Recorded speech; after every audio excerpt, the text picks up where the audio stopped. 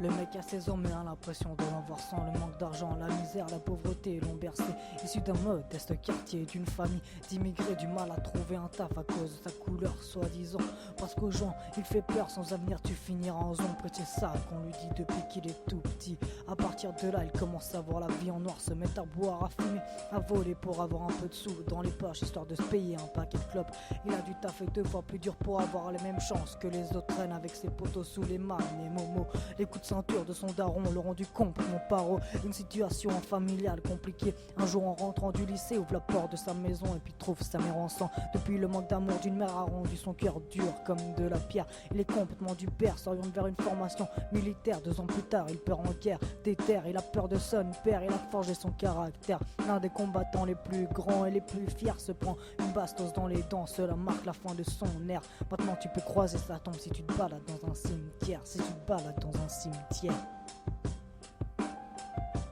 Qu'on soit noir ou blanc, de toute façon c'est la même, la réussite ou la misère, notre destin est pareil, finir au fond d'un trou avec une pierre. Qu'on soit noir ou blanc, de toute façon c'est la même, la réussite ou la misère, notre destin est pareil, finir au fond d'un trou avec une pierre.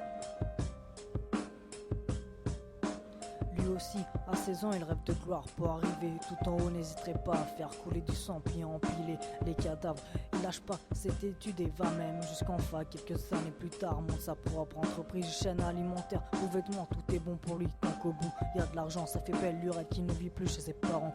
Il a sa propre baraque de piscine, 4 étages et à l'entrée quelques bodyguards.